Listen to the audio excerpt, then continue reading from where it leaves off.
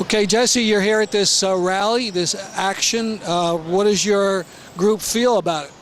Well, this is an action called to Occupy Wall Street. I feel that there's clearly something very wrong with what's going on in this country, the direction it's facing with millions of people unemployed, the economy probably going into another recession, which means even more people unemployed, and recently we had this debt deal, both political parties coming together to make a disgusting deal of cutting starting $1 trillion, probably from mostly social programs, another $1.5 trillion, probably the biggest attack on social services in U.S. history, and even Social Security is on the table. Millions of people unemployed, trillions of dollars being wasted overseas for these what I feel are imperialist adventures in Iraq and Afghanistan that do nothing for the working people in this country or that country, those countries.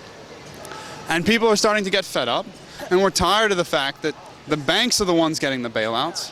The banks are the ones that have all the influence in politics, and we have no say in society, and there's no voice which is coming out and saying, we need jobs, we need education, stop the cuts, tax the wealthy and the big banks and the super rich, who are the ones that created this crisis, and stop making working people and youth pay for this crisis.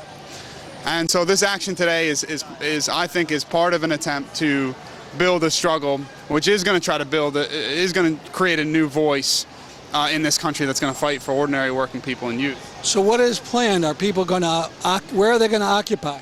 Well, the idea is to go to some part near or on Wall Street, of course targeting Wall Street and the big banks, which are some of the biggest players in creating this crisis, but also in influencing the government and the policies of the cutbacks, while giving tax breaks and bailouts for the rich. In some ways, you could almost call it socialism for the wealthy. I'm actually a socialist. I believe in socialism for the masses, for ordinary working people, meaning we have our basic needs met before the profit of a tiny elite.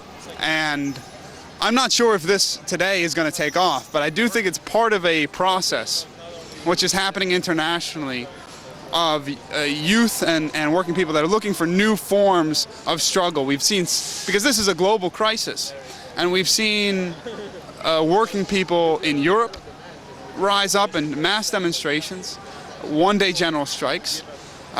We've seen, of course, the marvelous revolutions in Egypt, in Tunisia, and in the Arab world.